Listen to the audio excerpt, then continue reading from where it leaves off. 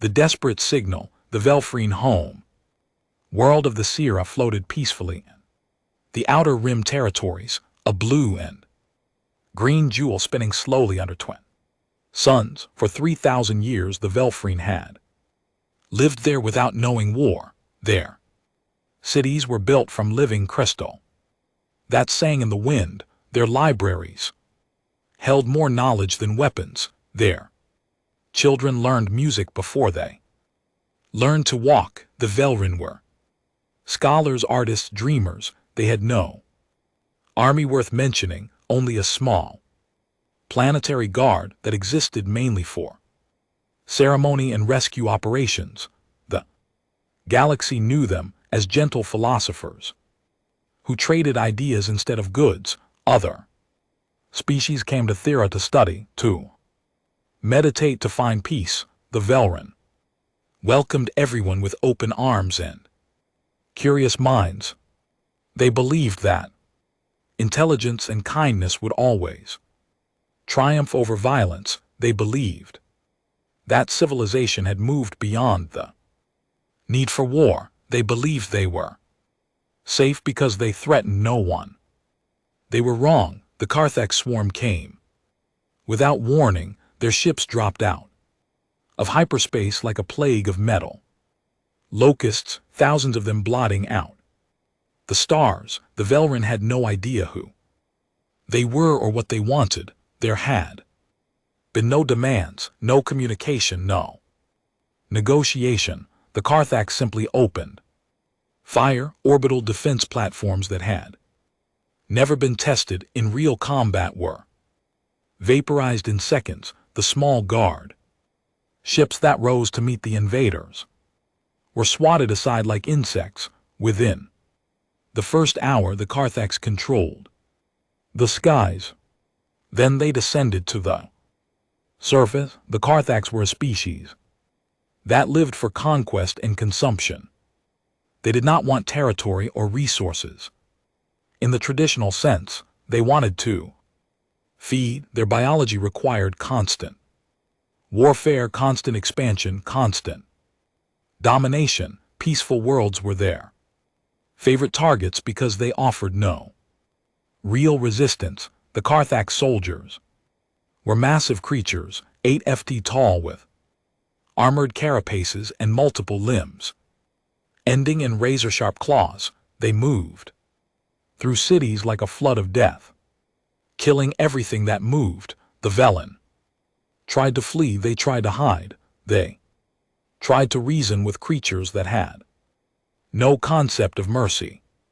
In the grand library of Thessar's capital, hundreds of civilians barricaded themselves inside, hoping the ancient walls would protect them. The Carthax burned it to the ground with everyone inside. In the crystal gardens where Velrin children played, the invaders hunted them down methodically, systematically. There was no military logic to it, no strategic value. It was cruelty for the sake of cruelty. It was extermination as entertainment. Within 3 days, half the population was dead. The survivors scattered into the wilderness, into caves, into the deep forests that covered the southern continent. A small group of scientists and engineers managed to reach an underground communications facility that had somehow escaped detection. Their hands shook as they activated the old emergency beacon system. They had never used it before. They barely knew how it worked, but they had to try. They had to hope that someone somewhere would hear them.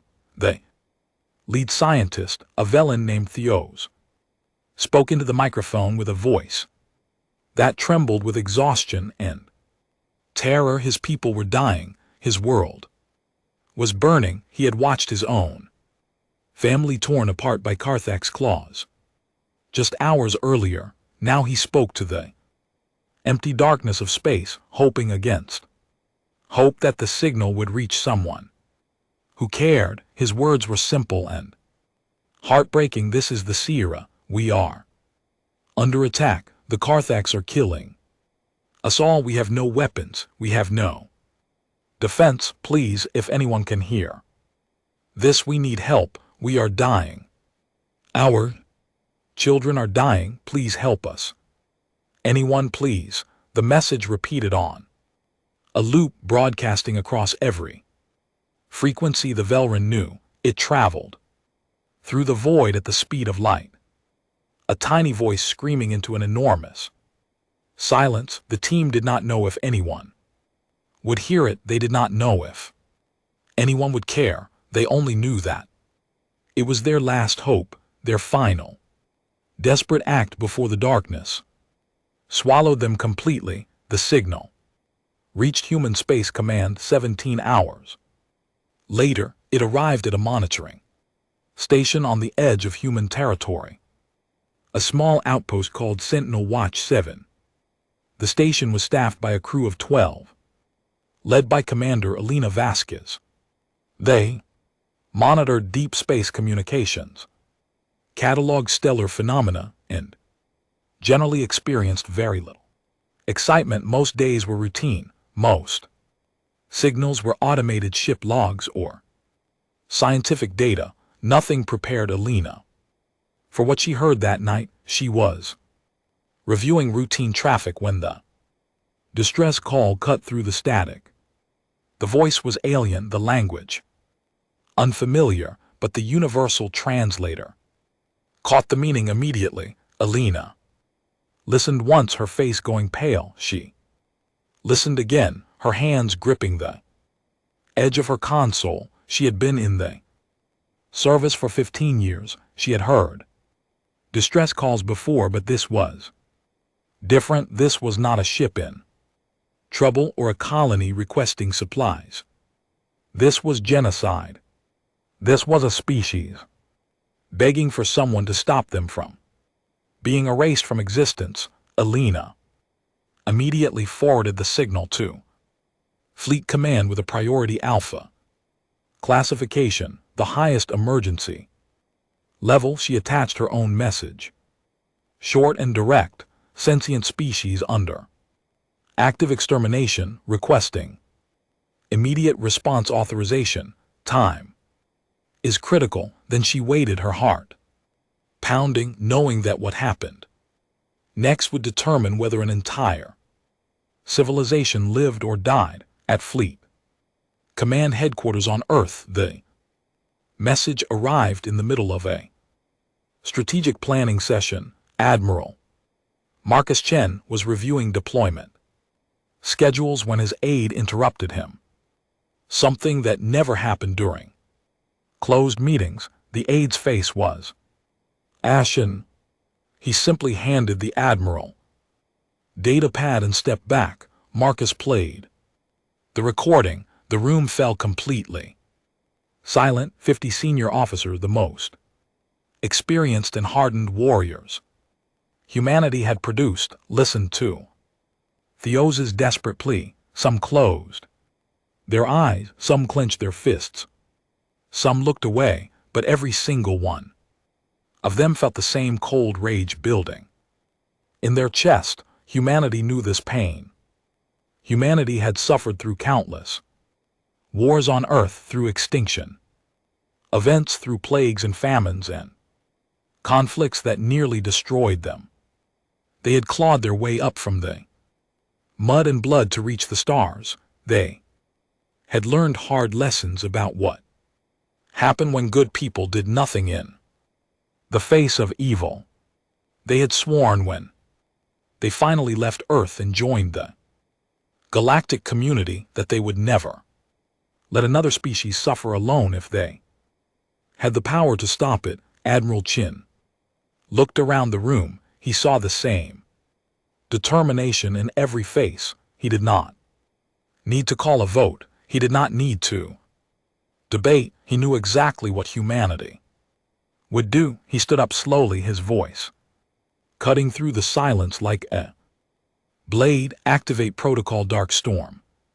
Deploy the Shadow Armada. Full authorization, no restrictions. The room erupted in activity. Officers ran to Their stations, communications arrays, lit up across the solar system, ancient protocols that had been prepared but never used were suddenly pulled from encrypted archives. Humanity was going to war not for territory, not for resources, not for political advantage. They were going to war because someone had asked for help, and humanity never ignored that call. Protocol Dark Storm was humanity's ultimate military response, created for scenarios where overwhelming force was not just justified but necessary. The Shadow Armada was the fleet built to execute it, 300 warships designed specifically for one purpose: to end threats so completely that they would never rise again. These were not exploration vessels or trade ships converted for combat. These were weapons, pure and simple, built by a species that understood violence at a level most peaceful civilizations could not comprehend. The orders went out simultaneously to every human military installation. On Mars, the dreadnought Eternal Wrath powered up its reactor cores for the first time in 5 years. Around Jupiter's moons, carrier groups began launching fighter squadrons and formations that blotted out the stars. In the asteroid belt, stealth ships that had been waiting in the cold silence of space activated their systems and plotted jump coordinates. On Earth itself, the command ship Unbreakable will lift it off from its berth, carrying Admiral Chin and his staff toward a confrontation that would chain the galaxy forever. In the deep underground facility on the Sierra, Theos and his team huddled around their equipment, listening to the sounds of battle getting closer. The Carthax were sweeping through the area, hunting down the last survivors. They had maybe an hour before they were discovered, maybe less. The looked at his colleagues, saw the resignation in their eyes. They had sent their message. They had done everything they could. Now they could only wait for death. None of them believed help would actually come. How could it? They were unknown, unimportant, just another species being erased by a cruel universe. But far above them, beyond their dying world, beyond their understanding, humanity was already moving. The Shadow Armada gathered at rally point designated Crimson Gate, just outside the gravitational influence of Sol. 300 ships, the most advanced and deadly vessels humanity had ever constructed, powered up their quantum drives in perfect synchronization. They would not arrive gently. They would not arrive with diplomacy. They would arrive as judgment itself. And the Carthax swarm was about to learn why humanity was called the Deathworlders. Admiral Chin stood on the bridge of Unbreakable Will, watching the fleet assemble on the tactical display. Each ship was a masterpiece of destructive engineering, built by a species that had survived everything their home world could throw at them. Earth had forged humanity in fire and blood for millions of years. Now that forge was about to hammer the Carthax into dust. Chin thought about the voice in the distress call, the desperation, the terror. He thought about his own children safe on Earth and imagined them crying for help that never came. All ships report ready, Admiral, his tactical officer announced. Marcus nodded slowly. Open a channel to the fleet. All commanders. The communications officer worked quickly. Within seconds, 300 ship captains were listening. Marcus kept his message simple. We go to the Sierra not as conquerors but as protectors. The Velrin asked for help. We answer with everything we have. show the Carthax what happens when they mistake mercy for weakness, show them what humanity does. To those who prey on the innocent, no mercy, no quarter, end them. The response came back as a unified acknowledgement from 300 voices. The fleet was ready, the coordinates were set, humanity's most ruthless armada was about to jump into hell itself, and they were going to burn it clean. The Velrin had cried for aid. They were about to discover that humanity never did anything halfway. When humans came to save you, they came with overwhelming force, with terrible purpose, with the fury of a species that refused to let the universe be ruled by monsters. The Shadow Armada jumped, space folded, reality twisted, and the Carthax swarm, busy celebrating their latest conquest, had no idea that their end was already racing toward them at faster than light speed. The Armada arrives. The Carthax swarm had been feeding on the Sierra for 5 days when reality itself seemed to tear open above the planet, the sky already darkened by the smoke of burning cities, suddenly erupted with light. Hundreds of dimensional rifts appeared, simultaneously ripping through the fabric of space like wounds in the universe. From each wound emerged something terrifying. The human fleet dropped out of quantum space in perfect formation, 300 warships materializing in the span of 3 heartbeats. The sheer scale of it defied comprehension. The Carthax orbital fleet, still scattered around the planet in loose formations, had no time to react. They had been celebrating their victory, gorging themselves on the spoils of conquest. Their sensors screamed warnings that came too late. The lead Carthax commander, a massive creature named Vexroth, stared at his tactical display in confusion. The readings made no sense. 300 unknown vessels, all radiating power signatures far beyond anything the Carthax had encountered before. He opened a communication channel to demand identification, to threaten to assert dominance as they Carthax always did. He never got the chance. Admiral Chin did not believe in giving monsters time to speak. The moment the Shadow Armada completed their jump, they opened fire. It was not a warning shot. It was not a demonstration. It was annihilation. Every human ship had targeted a Carthax vessel before even entering normal space. Magnetic accelerator cannons fired tungsten rods at relativistic speeds. Plasma lances cut through armor like paper. Missile pods released thousands of smart warheads that swarmed the Carthax ships like angry hornets. The Carthax orbital fleet, over 400 strong, was reduced to debris in under 2 minutes. Vexroth's flagship took a direct hit from 3 separate dreadnoughts. His shields collapsed instantly. His hull breached in a dozen places as his ship began to break apart around him. His last thought was simple confusion. Who were these attackers? Where had they come from? The Carthax had conquered dozens of worlds. They had faced resistance before, but nothing like this. Nothing so precise, so overwhelming, so utterly merciless.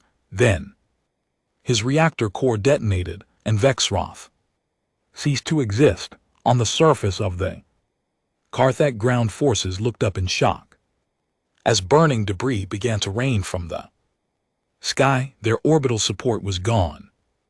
Their commanders were silent. For the first time in their species' history, the Carthax felt something they had never experienced before. Fear. They had no idea what was happening, only that something impossibly powerful had just destroyed their entire fleet in the time It took to draw breath. In the underground facility, Theos and his team felt the ground shake as debris impacted the surface. They thought it was another Carthak bombardment, another wave of destruction. They huddled together, waiting for the end. Then their communication equipment crackled to life, with a voice speaking in clear, translated Velen, the Sierra survivors. This is Admiral Marcus Chin of the Human Defense Fleet. We received your distress call. We are here to help. Stay in shelter. We are engaging hostile forces. Now you are not alone anymore. The stared at the speaker in disbelief. His hands shook. His colleagues looked at each other with expressions of shock and desperate hope. Someone had actually come. Someone had heard them. Someone cared enough to answer their cry. Theos grabbed the microphone with trembling fingers. This is Theses. We are underground in Sector 7. There are 43 of us here. The Carthaks are everywhere. They have been hunting us for days. Please hurry. Marcus heard the exhaustion in the alien's voice, the trauma, the fading hope. It made his jaw tighten. Hold position, Theos. We are coming for you, and we are bringing justice with us. He switched channels to his fleet commanders. All ships begin atmospheric entry. Ground forces prepare for combat. Drop. I want every Carthax on this planet eliminated with it. The hour showed them no mercy. They showed none to the Velen. The Shadow Armada descended. 70 heavy assault carriers broke from the main formation and plunged into the Sarah's atmosphere, their heat shields glowing white hot. They were not subtle. They were not cautious. They announced their arrival with sonic booms that shattered windows. Across 3 continents, behind them, came drop ships, thousands of them, carrying humanity's ground forces. These were not peacekeepers or occupation troops. These were Marines, the descendants of warriors who had fought on every terrain Earth had to offer, who had learned warfare from a planet that tried to kill them every single day. Carthak's forces on the ground attempted to organize a defense. They had numerical superiority, over 200,000 soldiers scattered across the planet. They had fortified positions and captured cities. They had heavy weapons and armor. By any conventional military assessment, they should have been able to mount significant resistance, but there was nothing conventional about humanity's approach to war. The humans did not attempt to establish beachheads or secure landing zones. They dropped directly into combat, often landing right on top of Carthak positions. First wave hit the Carthak staging area.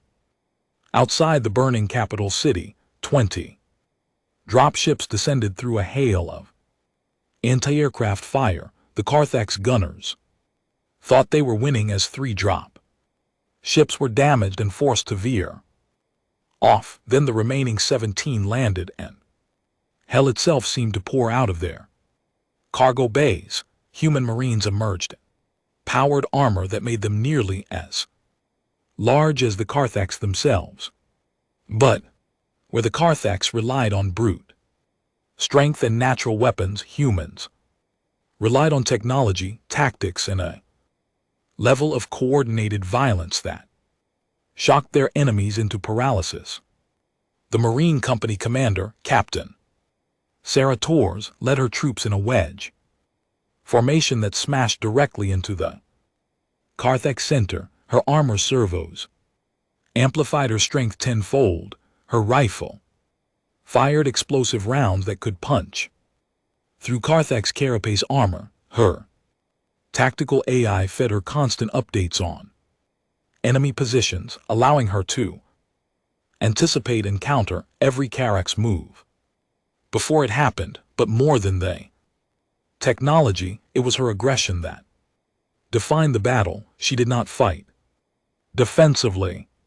She attacked relentlessly, pushing forward, always forward, giving the Carthage no time to think, no time to adapt. The Carthage had never faced an enemy that moved like this. Most species, when confronted by the swarms, size and ferocity, fell back and tried to establish defensive lines. Humans did the opposite. They charged into close combat where their superior coordination and training gave them the advantage.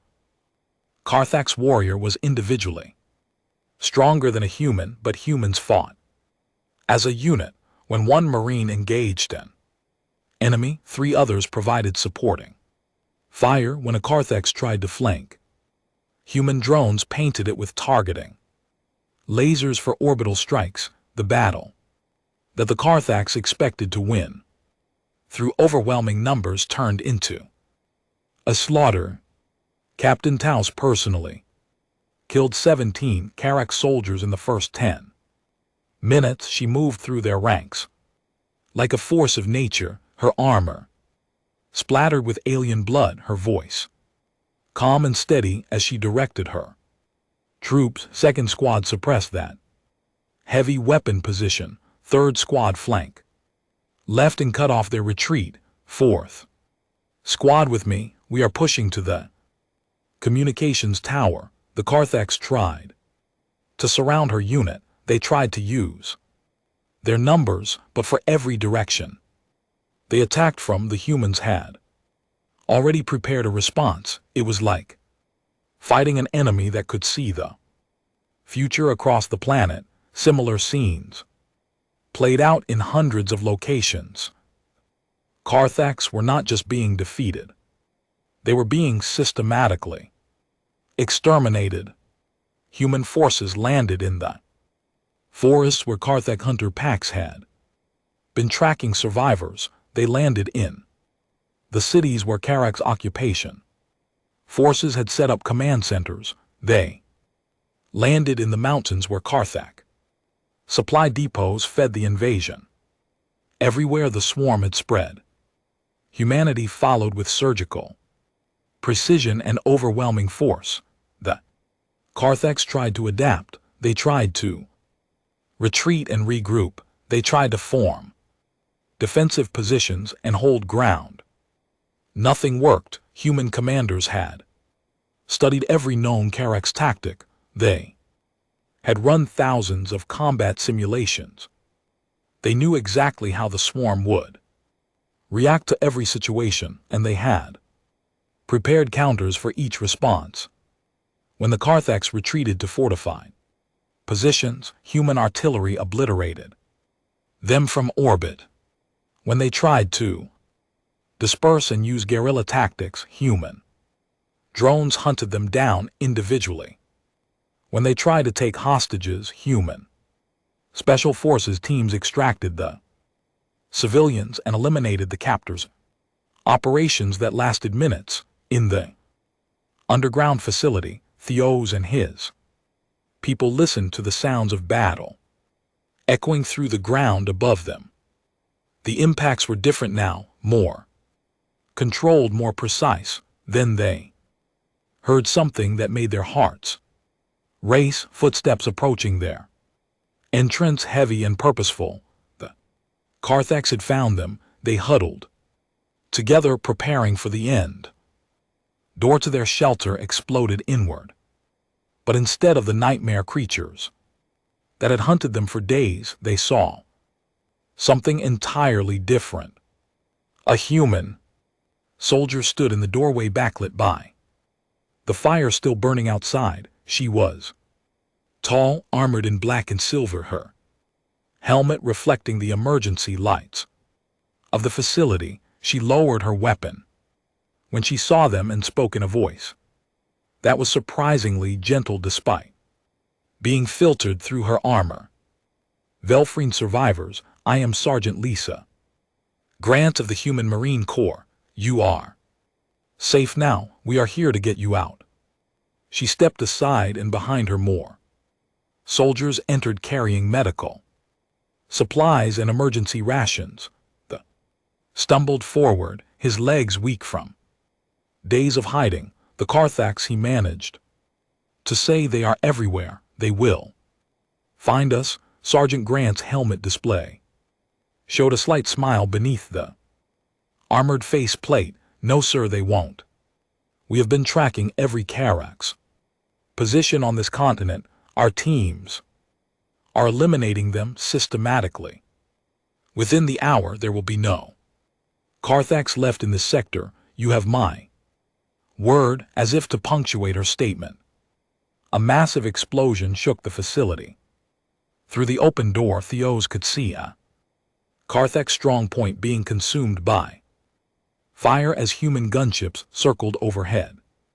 Like predatory birds, the soldiers who had been hunting his people, who had seemed unstoppable and infinite, were being torn apart by warriors who moved with terrifying efficiency. The felt tears streaming down his face. They were tears of relief, of gratitude, of overwhelming emotion that someone had actually come to save them. Admiral Chin watched the battle unfold from the bridge of unbreakable will.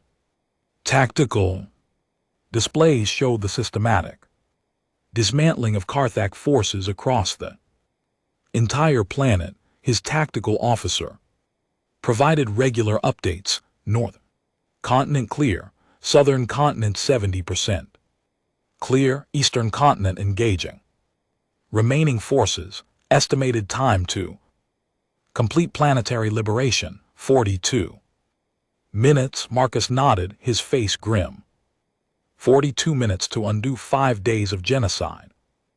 It would never bring back the who had died, but it would ensure no more would fall to the swarm. The final Carthax commander, a warrior named Thrax, who had watched his entire invasion force destroyed in less than an hour, made one last desperate transmission. He broadcast on all frequencies, his voice filled with rage and confusion. What are you? Why do you fight for them? The Velen are weak, they mean nothing.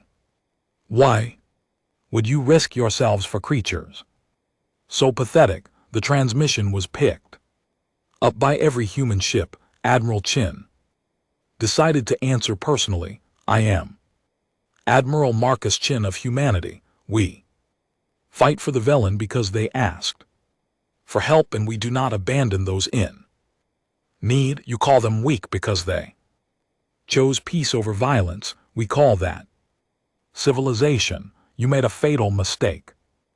Thrax, you attacked a defenseless species and thought no one would stop you, but humanity remembers what it is like to be helpless. We remember what it is like to cry for help and receive silence. We swore we would never let that happen to anyone else. Today you learned that some species in this galaxy still have honor, still have compassion, still have the strength to protect those who cannot protect themselves. Your swarm ends here. Thrax tried to respond, tried to threaten, tried to salvage some dignity in his final moments. He never finished his sentence. A precision strike from the unbreakable will vaporized his position, ending the last organized Carthax resistance on the Sierra. The battle was over. The liberation was complete. Across the planet, human forces began the work of securing areas, providing medical aid to survivors, and documenting the atrocities the Carthax had committed. In the weeks that followed, the galaxy learned what had happened at the Sierra.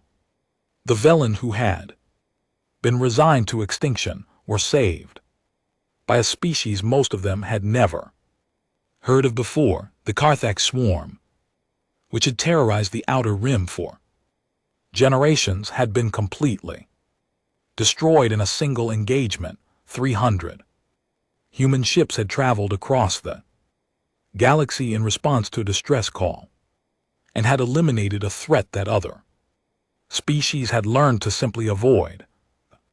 Message was clear, and it spread quickly. Through every space-faring civilization, humanity protects those who cannot protect themselves, and they do so with overwhelming force. The stood on the surface of his home world, looking up at the human fleet still in orbit. They were helping to rebuild, providing supplies, offering medical assistance, asking for nothing in return. He thought about the message he had sent into the darkness, the desperate plea he never truly believed would be answered. He had learned something profound about the universe.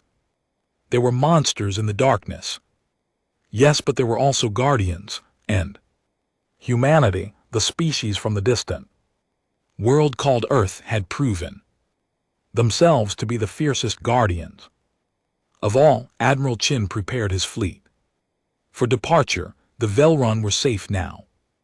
Other human ships would remain to assist with rebuilding, but the Shadow Armada had other duties. As his ship prepared to jump back to human space, he recorded a final message to be left with the Velen government. If you ever need help, again call us. Humanity will answer. We will always answer, because that is what civilized species do.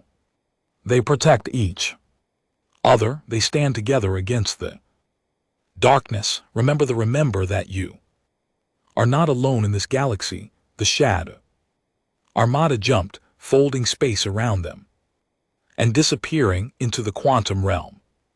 Behind them, they left a world saved, a species given a second chance, and a legend that would echo across the galaxy. For generations, the Velrun had cried for aid, and humanity had unleashed the most ruthless fleet ever built, not for conquest, not for glory, but for something far more powerful: the simple belief that no one should suffer alone when others have the power to help. That was humanity's true strength, not their weapons, not their ships, but their refusal to turn away from those in need. And the galaxy would never forget it.